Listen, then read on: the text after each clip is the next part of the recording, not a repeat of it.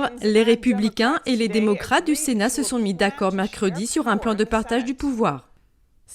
Les chefs de la majorité et de la minorité au Sénat se sont mis d'accord sur un plan de partage du pouvoir. Selon ce nouveau plan, les sénateurs démocrates pourront prendre le contrôle de certaines commissions.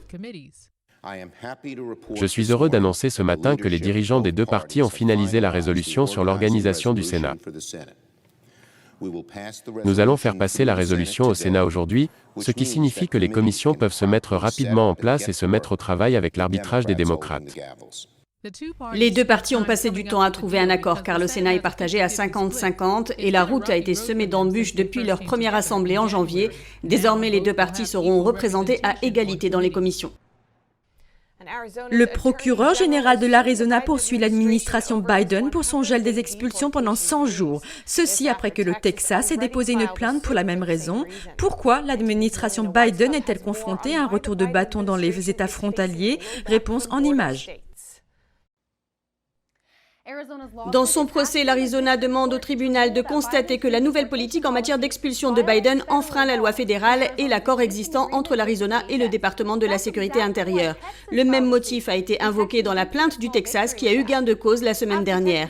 Le Texas a en effet fait suspendre le gel de 100 jours des expulsions décrétées par Biden, le temps que le tribunal tranche sur la légalité ou non du décret. L'ancien commissaire aux douanes et aux frontières, Mark Morgan, explique pourquoi il pense que ce gel des expulsions est problématique. Nous savons que les membres du gang MS-13 ne seront pas expulsés. Et si quelqu'un est accusé de viol, de meurtre ou de maltraitance d'enfants, et qu'il n'est pas condamné, il ne pourra donc pas être expulsé. Alors comment allons-nous mesurer l'impact de tout cela? Nous n'en verrons pas les effets tant que quelqu'un qui aurait dû être expulsé n'aura pas tué quelqu'un. Selon Morgan, les problèmes liés aux réformes radicales de Biden en matière d'immigration vont au-delà des expulsions. La suspension par Biden du protocole de protection des migrants est également à l'étude. Ce programme, connu sous le nom de Patienté au Mexique, date de l'ère de Trump et a permis d'endiguer le phénomène de migrants relâchés sur le territoire. Les demandeurs d'asile doivent en effet attendre dans leur pays plutôt que dans les centres de rétention américains. Mais maintenant que Biden a supprimé ce protocole, dès que l'article 42 disparaîtra, un afflux quotidien de 2500 personnes provoquera une crise dès le lendemain. Parce que nous devrons tous les faire venir dans nos locaux. En changeant la donne, nos locaux seront débordés en 3 ou 4 jours. L'article 42 auquel Morgan fait référence est essentiellement un protocole anti-Covid mis en place par Trump. Il interdit l'entrée d'immigrants qui présentent un risque pour la santé publique. Tout ce qu'ils font en ce moment, c'est jeter le problème sur le bord du chemin. Conformément à son dernier décret, l'administration Biden est en train de revoir le protocole de protection des migrants pour déterminer s'il faut le modifier ou s'en débarrasser complètement. Mais pour l'instant, les migrants ne peuvent plus s'inscrire à ce programme. Melissa Caron, une témoin sur les irrégularités électorales au franc-parler, est candidate à la représentation de son État. Elle affirme le faire pour protéger l'intégrité des futures élections et pour ramener Dieu dans les écoles publiques. Melissa Caron, ancienne employée contractuelle pour une société de machines de vote, est devenue célèbre après avoir témoigné sur des irrégularités électorales. Je sais bien ce que j'ai vu et j'ai signé quelque chose qui dit que si je me trompe, je peux aller en prison. Et vous? Et à présent, elle est candidate au poste de députée locale pour le 46e district du Michigan. Les deux grandes priorités de Caron sont l'intégrité électorale et le retour des valeurs traditionnelles. Les principaux changements qu'elle espère apporter sont la suppression du vote massif par correspondance et le retour au bulletin de vote papier. Nous devons revenir à l'ancienne méthode. Nous devons le faire parce que nous n'aurons pas d'élections libres, nous n'aurons pas d'élections équitables tant que nous ne l'aurons pas fait et il n'y a aucun espoir pour notre avenir tant que nous ne l'aurons pas fait. Nous devons revenir au comptage manuel des bulletins de vote. Il n'y a pas d'autre moyen de s'assurer que nous avons des élections libres et équitables. Bien que les allégations de fraude électorale n'aient pas été prouvées devant les tribunaux, des millions d'électeurs partagent le même sentiment que Caron et réclament une réforme électorale. Une enquête du Pew Research Center montre que seulement 5% des électeurs de Trump pensent que l'élection de 2020 a été bien gérée et seulement 35% se disent très confiants dans le fait que leurs votes ont été comptés correctement. Caron espère obtenir l'appui de l'ancien président Trump et elle est optimiste à ce sujet. Rudy Giuliani me soutient en fait sur ce point et j'ai quelques autres très grands noms avec moi, mais j'essaie vraiment d'obtenir l'appui de Trump. Giuliani n'a pas répondu à notre demande de commentaires avant la diffusion de ce reportage. Caron espère ramener le serment d'allégeance dans les écoles publiques ainsi que la reconnaissance de Dieu et elle ajoute que lorsque son nom sera sur les bulletins de vote, elle s'assurera que le décompte des voix soit sécurisé. La Floride s'attaque aux grandes entreprises technologiques comme Facebook, Twitter et Google. Le gouverneur de l'État affirme qu'il ne tolérera aucune interférence avec les élections. Au fil des ans, ces plateformes ont changé, passant de plateformes neutres qui offraient aux Américains la liberté de parler à la répression des discours partisans. Le gouverneur Ron DeSantis réclame un changement. Les habitants de Floride devraient bénéficier de la protection de la confidentialité de leurs données et de leurs informations personnelles, de la protection de leur capacité à accéder et à participer à des plateformes en ligne, et de pouvoir participer à des élections sans l'interférence des grandes technologies. Le gouverneur républicain a prévu des sanctions sévères contre Big Tech dans le cadre d'un nouveau projet de loi. Par exemple, si une entreprise technologique retire la plateforme d'un candidat lors d'une élection, elle devra payer une amende quotidienne de $100 000 jusqu'à ce que le candidat retrouve l'accès à la plateforme. Ou encore, si une entreprise technologique manipule l'accès d'un utilisateur à un contenu politique ou à des candidats à l'aide d'algorithmes, elle devra aussi payer une amende quotidienne. Et il y a aussi d'autres mesures. Si un candidat aux élections est promu au-dessus d'un autre de manière inégale, la valeur de cette promotion gratuite sera enregistrée comme une contribution à la campagne politique et elle serait appliquée par la Commission électorale de Floride. Cette initiative résulte de rapports faisant état de géants de la technologie qui suppriment des informations défavorables au candidat Joe Biden tout en interdisant le président Trump. Le président de l'Assemblée de Floride a déclaré, je cite, « Les 5 familles des ténèbres, Facebook, Twitter, Google, Amazon et Apple ne seront plus incontrôlables en Floride. » Les dirigeants de la ville de Frostproof, en Floride, ont proclamé la première semaine de février semaine Donald Trump. Les dirigeants ont fait cette déclaration lundi soir après une réunion du conseil municipal. Le maire adjoint de la ville a annoncé que la semaine du 1er au 6 février deviendra la semaine de Donald J. Trump. La petite ville de quelques 3200 habitants a montré un fort soutien à l'ancien président lors de l'élection générale de 2020. 80% des électeurs de la ville ont choisi Trump. Le maire adjoint, Austin Gravley, a écrit sur Facebook qu'il a reçu de nombreux commentaires positifs au sujet de la récente proclamation. Le mois dernier, le média WTSP a rapporté qu'un membre de la Chambre des représentants de l'État de Floride a déclaré qu'il souhaitait introduire une loi pour donner le nom de Donald Trump à une autoroute de l'État. Le Texas pourrait devenir une nation indépendante. Un législateur texan tente de susciter l'intérêt de ses pairs dans ce sens. Voici les détails de ce projet Texit. La nouvelle proposition de loi appelée référendum texan lancerait un processus de réforme qui pourrait aboutir à une émancipation par rapport au gouvernement fédéral. Jusqu'à présent, 400 000 Texans l'ont soutenu par leur signature. Le député d'État Kyle Biederman a déclaré que son projet de loi vise à résoudre ce qu'il appelle les problèmes du gouvernement fédéral, comme la censure, la réforme de l'immigration et l'arrêt des forages. Notre gouvernement fédéral est en panne. Et comme nous aimons tellement l'Amérique, nous nous opposons à ce gouvernement tyrannique parce que nous ne voulons pas perdre l'Amérique. Mais nous ne voulons pas non plus perdre le Texas et le voir s'effondrer avec le pays. C'est donc vraiment là que se situe ce mouvement, et le reste du pays attend du Texas qu'il ouvre la voie.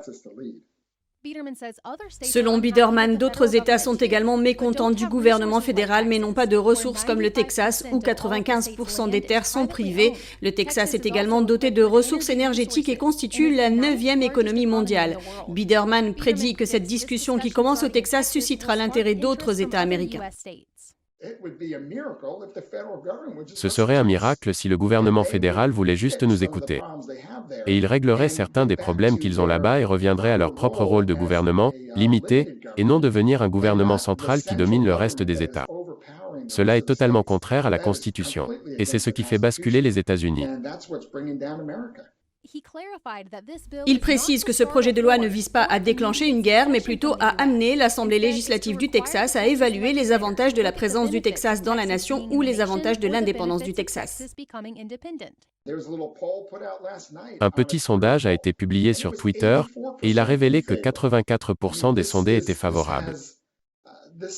C'est essentiellement quelque chose qui est mis en avant par les gens. Pas par les législateurs, pas par le gouvernement, car le gouvernement n'aime pas prendre de risques.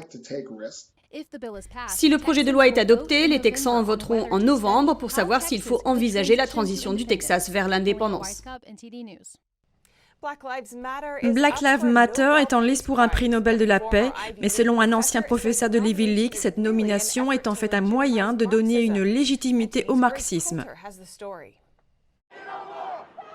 Le mouvement mondial pour la justice raciale Black Lives Matter est en lice pour le prix Nobel de la paix 2021. Carol Swain, ancienne professeure de sciences politiques à l'université de Princeton, trouve cette nouvelle très comique. Le prix Nobel de la paix a perdu tout son sens.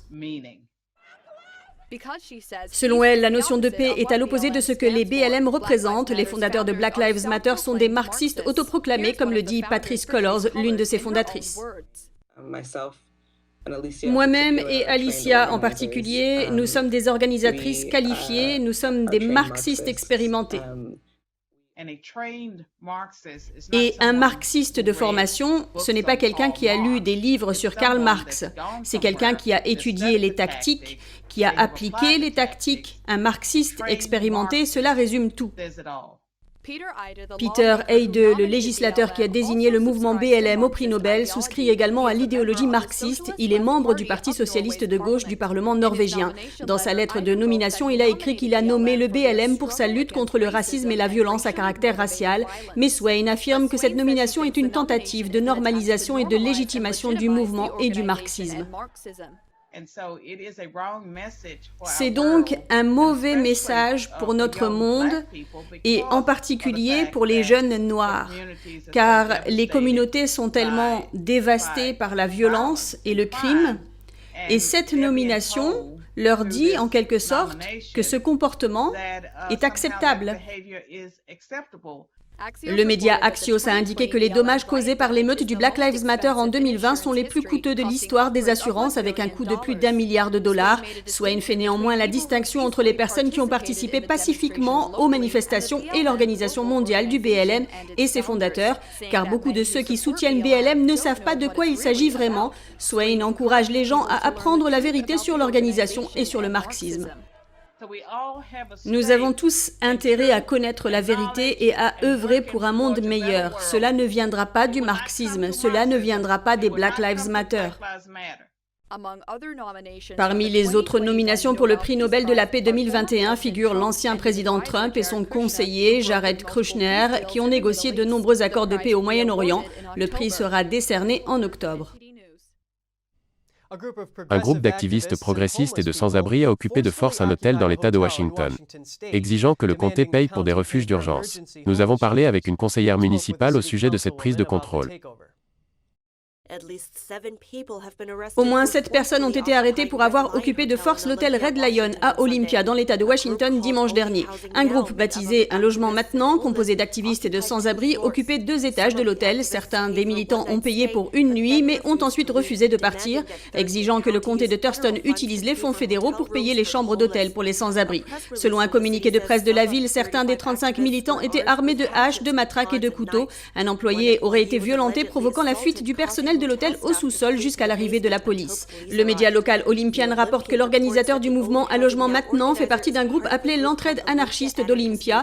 Pam Roach, membre du conseil du comté de Pierce et sénatrice de l'État de Washington depuis 26 ans, dit avoir appris qu'Antifa recrutait des sans-abri 2 semaines plus tôt pour participer à cette prise de contrôle.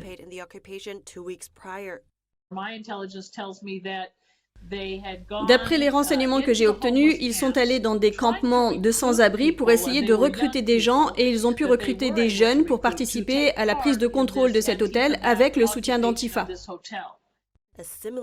Une occupation similaire s'est produite le mois dernier à Fife, dans l'État de Washington, lorsqu'un motel a été occupé par des militants et des sans-abri pendant 4 jours avant d'être évacué par la police. Cette fois-ci, à Olympia, la police a réglé le problème plus rapidement, mais après une attente de plus de 7 heures pour obtenir un mandat de perquisition. C'est une chose incroyable. Donc même dans cette affaire, bien qu'ils aient agi plus rapidement que la police des combats, ils avaient certainement une plus grande menace face à eux par rapport à celle de Fife. Il n'y avait pas d'armes là-bas. Et pourtant, ils sont restés là, assis, à attendre qu'un homme politique leur dise « Vous pouvez y aller ». Elle pense que de nombreux politiciens libéraux à Washington sont réticents à agir parce qu'ils se préoccupent de leur image auprès de leurs électeurs. Selon Roach, cela s'est produit parce que lors de la première occupation à Fife, les occupants ont été autorisés à rester dans le motel pendant qu'on leur cherchait un autre logement. Elle dit que si vous dorlotez les gens qui commettent des crimes, ils seront encouragés à recommencer. Cette fois-ci, ils étaient plus agressifs et ils ont apporté des armes. Ils ont rencontré une certaine résistance, mais bien des heures plus tard. Il est nécessaire d'agir tout de suite. Quand vous appelez pour dire que quelqu'un s'est introduit chez vous, vous vous attendez à une intervention immédiate. Au cours de l'année dernière, un nombre croissant de groupes anarchistes ont occupé ou endommagé des biens dans les États de la côte ouest. Pourtant, ces groupes ont souvent été confrontés à peu ou pas de conséquences. Selon Roach, c'est pour cette raison qu'un exode massif a lieu à Washington. Elle s'attend à ce que cela continue si rien n'est fait. Les républicains du Congrès veulent retarder la confirmation du choix du président Biden pour le département du commerce, tant que la candidate ne s'engage pas à maintenir Huawei sur la liste noire du commerce. Près de 20 républicains de la Chambre des représentants affirment que Huawei représente une menace pour la sécurité nationale et ils craignent que le choix de Biden en matière de commerce, Gina Raimondo, ne retire Huawei de la liste noire, bien que Gina Raimondo ait juré de protéger les réseaux de télécommunications américains la semaine dernière lors de son audition de confirmation. Elle ne s'est pas engagée à maintenir Huawei sur la liste noire. Les républicains de la Chambre veulent maintenant que ce soit le Sénat qui suspende sa confirmation. Le républicain Steve Womack a tweeté « Huawei est inextricablement lié au PCC et constitue une menace pour la sécurité nationale. Il n'est pas inquiétant que la gouverneure Raimondo et l'administration ne soient pas engagés à maintenir l'entreprise sur la liste noire des entités du commerce. Sa confirmation devrait être interrompue jusqu'à ce que nous ayons une position concrète. » Le républicain John Joyce écrit « Le Sénat devrait suspendre la confirmation de la gouverneure Raimondo jusqu'à ce que l'administration Biden clarifie ses intentions pour Huawei et le Parti communiste chinois. Ils affirment que le ministère du Commerce a autorité sur les contrôles à l'exportation et les dirigeants de ce pays doivent comprendre le PCC et la façon dont il utilise la technologie pour la surveillance. Selon la loi, les entreprises chinoises doivent coopérer avec les services de renseignement chinois si on leur demande. Huawei nie ces allégations. L'ancien président Trump a mis Huawei sur une liste noire du secteur commercial en 2019 et il a essayé de convaincre les alliés des États-Unis de l'exclure de leur réseau 5G. Les républicains appellent les membres des deux partis à soutenir leur effort.